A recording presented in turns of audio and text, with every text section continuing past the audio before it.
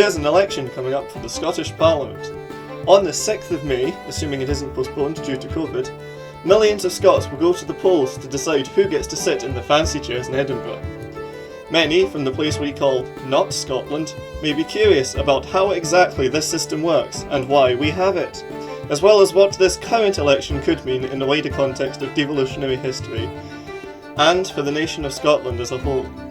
Today I will go through the history of Scottish politics leading up to devolution, as well as explaining how the Scottish Parliament actually works, and talk about the upcoming election a bit. If all this interests you, then strap in folks. If none of this interests you, then go watch something else. Whatever you're doing, I hope you enjoy the video. Part 1. The History of Devolution. The story of the Scottish Parliament began in 1967 in the South Lanarkshire town of Hamilton. The MP for Hamilton, Tom Fraser, had just resigned, and this meant there needed to be a by-election. Tom Fraser was a Labour MP, and the area had been a Labour safe seat ever since the First World War. The replacement Labour candidate was Alexander Wilson, and the Tory candidate was a man called Ian Dyer. Also running was one small party, which had only gotten 5% of the popular vote in Scotland in the most recent general election. It was called the Scottish National Party, or the SNP. They also decided to run a candidate in Hamilton, and her name was Winnie Ewing. In a shock result on election day, the SNP won with 46% of the vote. Labour came in second with 42%. The Tory candidate was also presumably on the ballot. Winnie Ewing was elected, gaining the honour of representing Hamilton in Parliament. She was the second ever SNP MP to be elected in the party's history. The first one being the result of an upset vote in the 40s, and most consider this to be the point that the party and the movement for greater Scottish autonomy began to really pick up speed. Scotland in the 1960s was, to put it mildly, not the best place to be. Unemployment, stemming from the collapse of the shipbuilding industry that had been the backbone of the cities of Glasgow, Edinburgh, Dundee and Aberdeen, had left many Scots jobless. Most believe that the SNP's success in towns like Hamilton and their subsequent electoral victories in other constituencies in later general elections stemmed from this discontent due to high unemployment and a feeling that cities in Scotland were doing substantially worse than the swinging 60s going on in English cities like London. The SNP, even at this time, supported outright Scottish independence, which in the 1960s was a really radical idea. But what there was growing support for was an idea called devolution. See, devolution is when Scotland does stuff. And the more stuff it does, the more devolutions it is. And when it does a whole lot of stuff, that's federalism. Support for devolution was boosted when the Labour government of Harold Wilson put together a commission to examine potential improvements to the UK's constitution, which kind of exists, but also kind of doesn't, but also kind of does, depending on how you look at it. The commission completed its work in 1973, by which time the Tories were in charge, under Prime Minister Ted Heath. The completed commission recommended devolution as a way of improving the British Constitution, but the staunchly Unionist party of Head Teeth refused to take this advice. 1974 was a year with 2 elections. But the important one here was the second one. TLDR, Labour was back in office with Prime Minister Harold Wilson, who was himself quickly replaced by Prime Minister James Callaghan, and a majority of a whole 3 seats. The SNP reached 30% of the popular vote in Scotland, netting them a whole 11 of Scotland's 71 MPs. By 1977, the situation got even better for the SNP, as various by-election losses for Labour meant that they no longer had a majority, and were relying on SNP support in order to do things. This meant that the SNP could force Labour to do certain things, as Labour wanted to avoid an election. Among the SNP's demands was a referendum on whether or not to implement a devolution plan and form a Scottish Assembly.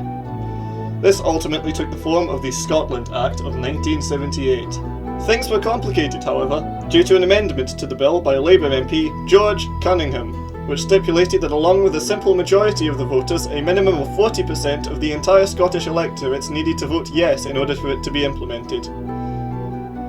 Both the SNP and Labour were divided on whether to support the yes vote. Some SNP members thought of it as giving too much ground to Unionists and essentially selling out on independence, and Labour were divided on the issue because it's Labour.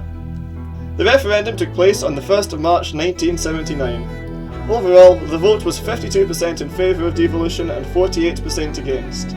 But yes votes made up only 33% of the entire Scottish electorate, and so the referendum was considered a failure. Just under a week after this vote, several pro-devolution groups, including the SNP, met in a hotel in Glasgow and set up an investigation into the referendum. They found that in several areas, the electoral register was so out of date that achieving 40% support for anything, let alone devolution, would have been almost impossible. Despite this, Labour took the results as given and dropped devolution from their plans, causing the SNP to withdraw its confidence in the government, and as a result, the Callaghan government quickly collapsed and an election was called, which led to,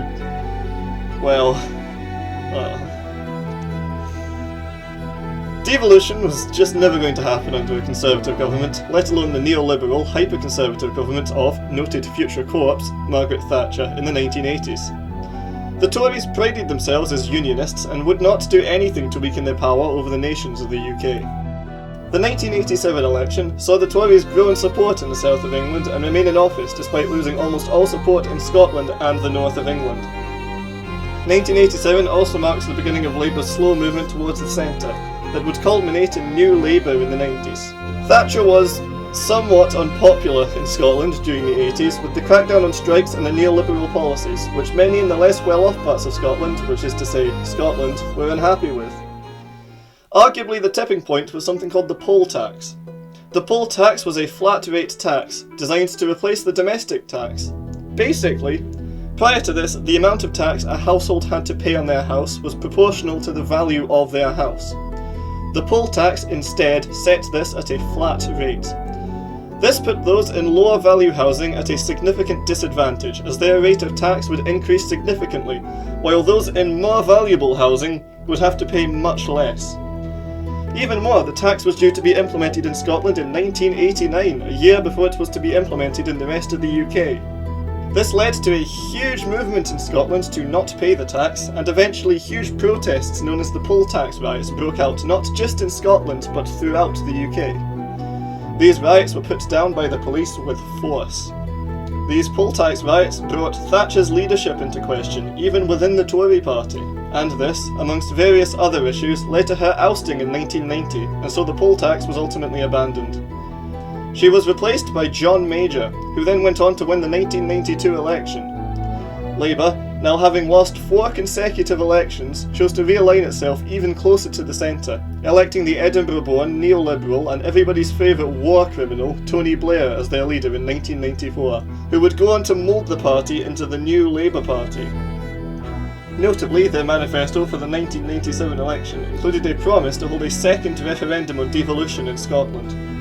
New Labour won the 1997 election in a landslide, ending 18 years of Conservative rule. And, just a few months after their victory, a second referendum on devolution was called. The 1997 Scottish devolution referendum asked voters 2 questions. Should there be a Scottish Parliament? And, should the Scottish Parliament have the power to vary taxes? Labour, fronted by Scottish Secretary Donald Dewar, and the SNP, fronted by party leader Alex Salmond, both supported the yes vote on both questions, while the Tories remained almost the only party in opposition. Ultimately, the results came out hugely in favour of devolution, with 74% in favour of a Scottish Parliament and 64% in favour of giving said Parliament tax-varying powers. As such, the Scotland Act of 1998 was passed, which would re-establish the Scottish Parliament, with its first election set for 1999. One candidate who was elected to the Scottish Parliament in 1999 was Winnie Ewing, the former MP for Hamilton from earlier. As the oldest elected member of the new Scottish Parliament, it was her job to officially convene the chamber.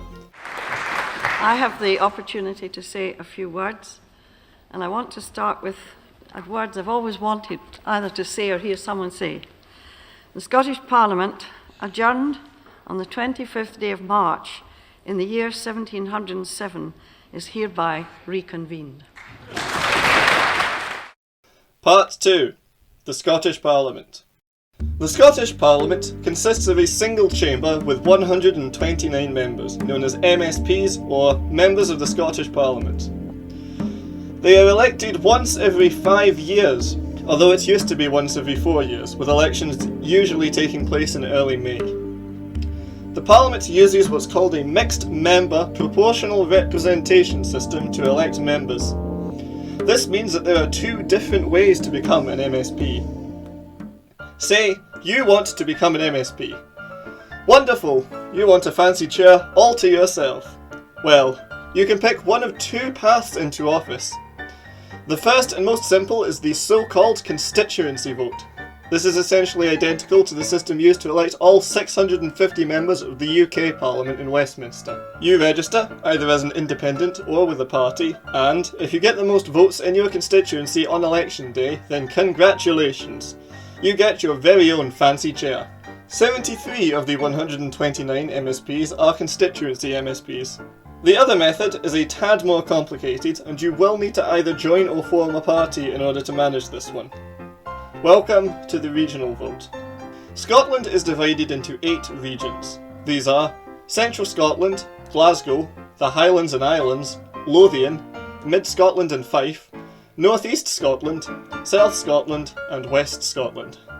Each of these regions elects a total of 7 MSPs, chosen through a fairly complicated system called the D'Hondt method.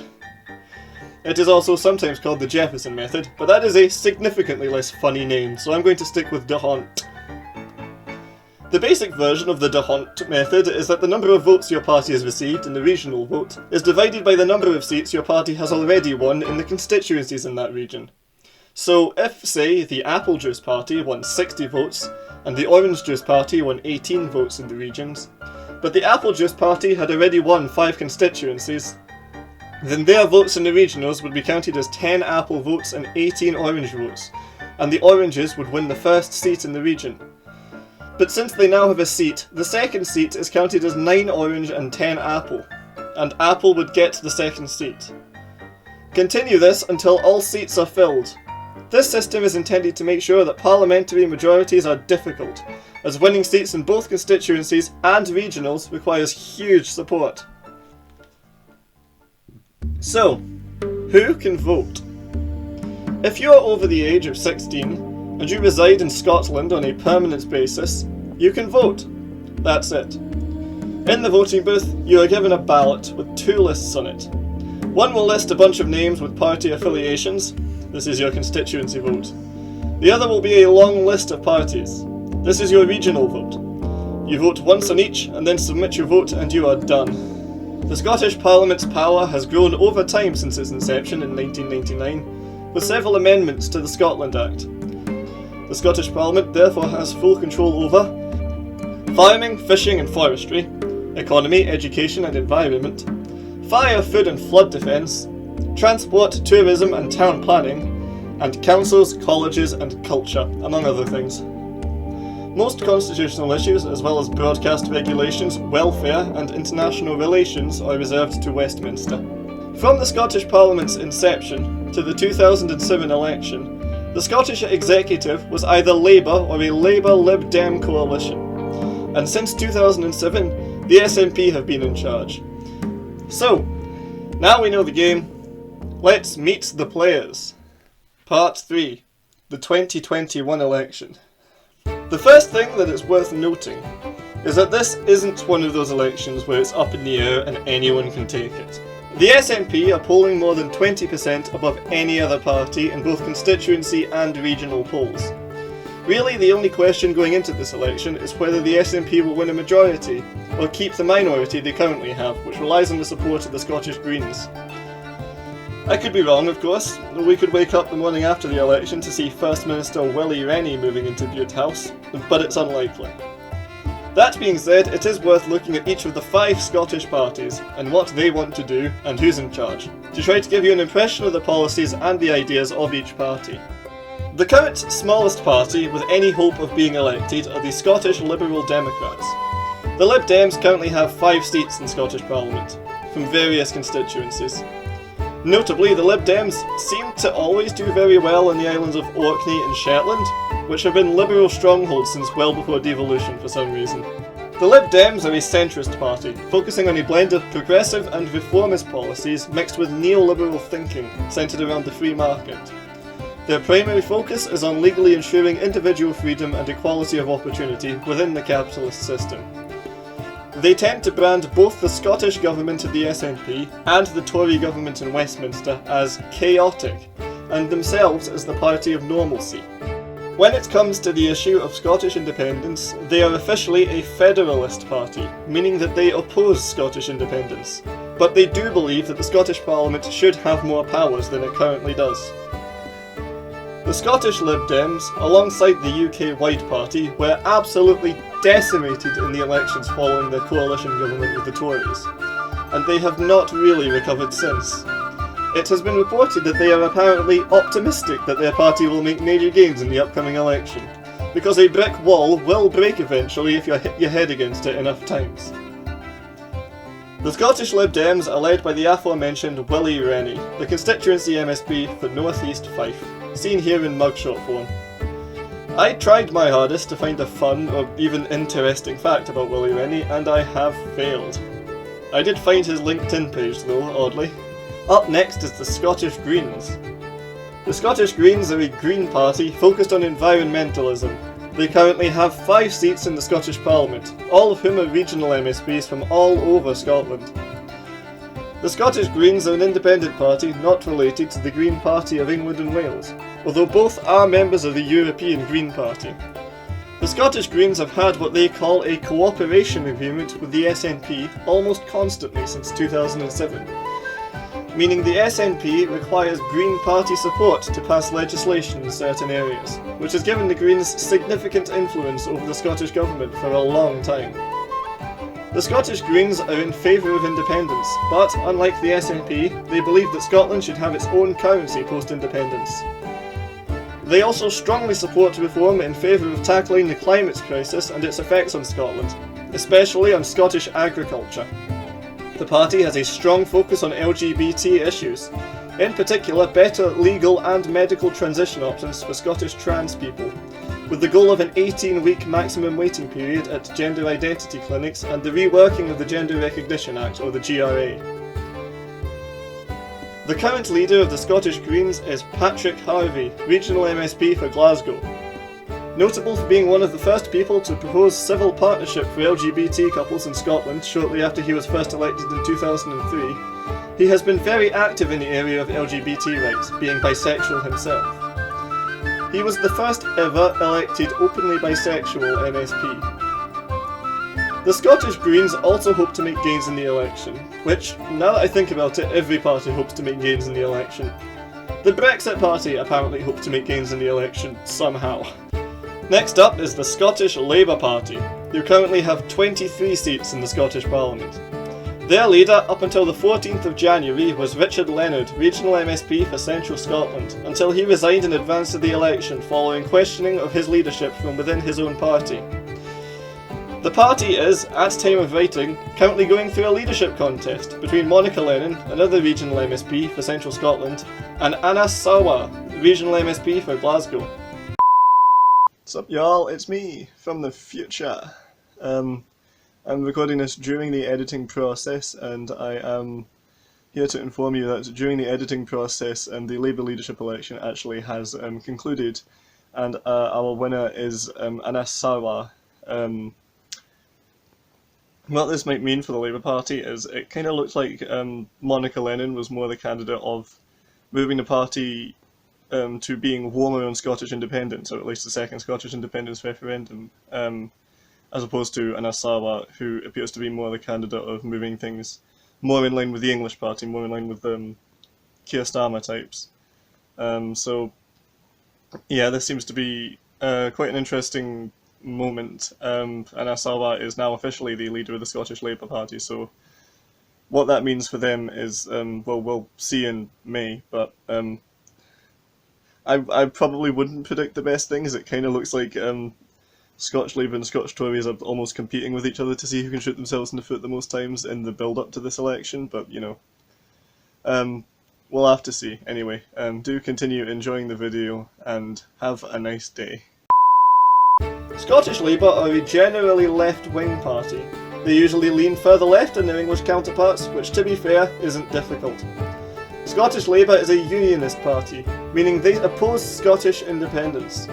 Although the issue of whether or not to hold a second referendum on independence is one of the things currently splitting the party, alongside which of the English folk they want to act most like and how much they hate trans people. The party identifies as democratic socialist, meaning they're a socialist party but they're willing to be nice about it. They are in favour of raising the minimum wage to a living wage and nationalising bus services, as well as making buses free for under 25s. They are also in favour of what they call a green industrial revolution, a radical economic shift in an attempt to save the climate by 2045. They have criticised the SNP government for not being radical enough when it comes to making changes, especially in the area of housing. Scottish Labour have been, to put it mildly, having a difficult time electorally. In the 2016 Scottish election, they became the third place party for the first time in their history. From a party that used to reliably see Scotland as a stronghold in elections, they saw literally only one MP elected in 2019.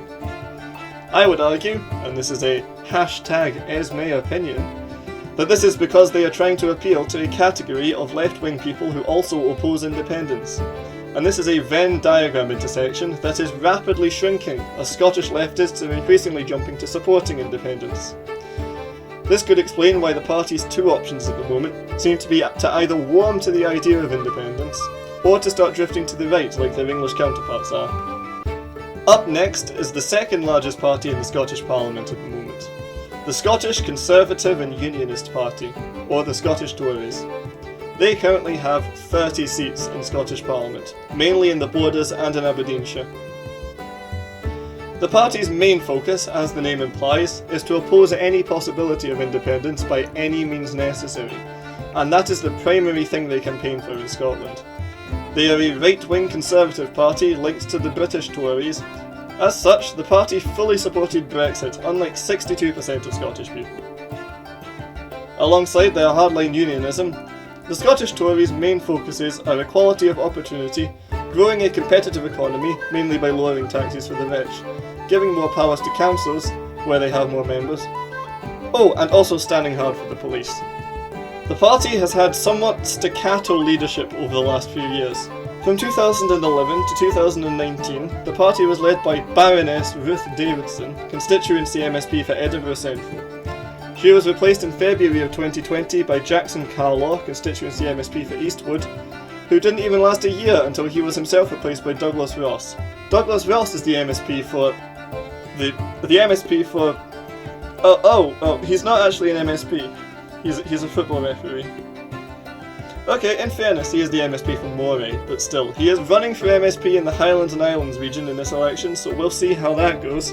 The Scottish Tories have actually grown significantly in the last few years, which, if you're not a straight cis-white Protestant, should probably be concerning. They went from winning just 15 seats in 2011 to more than doubling that to 31 in 2016, overtaking Labour. Working out whether this growth is due to the presence of a fast-growing right wing in Scotland, or a result of Labour absolutely collapsing, leaving the Tories as the main opposition to the SNP, is left as an exercise for the reader. Speaking of the SNP, finally, the Scottish National Party, or SNP. Incidentally, this section will be longer than it has been for other parties. Not because of any bias in favour of or against the SNP, although that does exist, but because they are a 14-year incumbent, and so have a significant record of time in government to look at. They currently have 61 seats in Scottish Parliament. Being a 14-year incumbent party, and polling as well as they are, is exceedingly rare in politics, to put it mildly. Usually, no matter how good a party is, the electorate tends to get sick of them after around a decade or so. I was in primary school when the SNP were first elected, and I am now at university. I have been discussing the history of the SNP for much of this video, so as you're probably aware, they are a centre-left, social democratic party who primarily campaign for Scottish independence.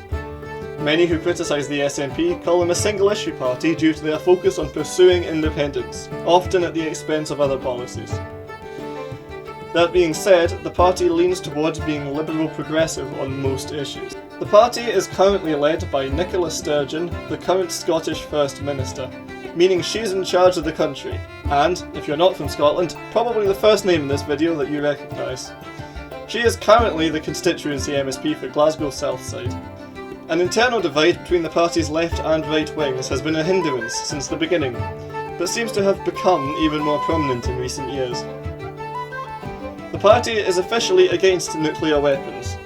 The UK's Trident nuclear programme is currently located in Clydebank near Glasgow, and the SNP want them to not be there anymore.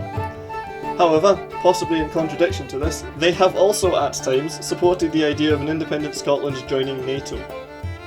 The SNP have also shown a strong emphasis on pushing for women's rights, with the Scottish Cabinet being fully gender balanced, and pushing several initiatives for female political engagement.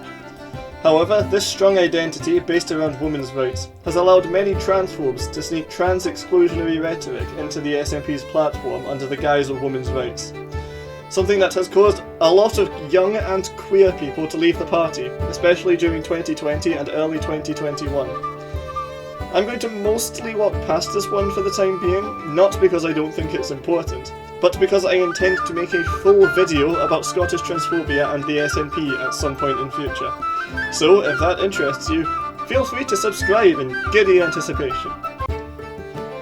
As the SNP are currently polling at around 20% more than any other party, they are very unlikely to lose power in this election. The Scottish Government's approval rating has grown during the pandemic, as many see Scotland as having managed the pandemic better than England and other parts of the UK. Again, really the only question going into this election is whether they will win a majority or a minority government. Conclusion. The Scottish Parliament is a unique system. It is the result of a very long struggle for devolution, and it has taken Scottish politics in all new directions. This upcoming election, although not necessarily anyone's game, is definitely an interesting one. Hopefully, now you know roughly what is going on here, and how everything works, as well as why it is the way it is. If you enjoyed the video, you could leave a like. I'd appreciate that. Also, you can subscribe if you want to see more videos whenever I can be bothered. Having a decent upload schedule is for other people. If you have anything fun to say, you can leave a comment. I do read all of my comments, not because I want to, but because I get a push notification every time someone comments, meaning no matter what I'm doing, I am going to see it. There is also a bell. I have no idea what it does. Perhaps it deorbits the moon, I don't know. I'm going to go lie down now. Goodbye. No, I will not talk about Michelle Ballantyne and the Brexit Party, for God's sake. They have almost no hope of being re-elected, and frankly, if they are, then the fact that I ignored them in a YouTube video will be the least of our concerns. Good day to you.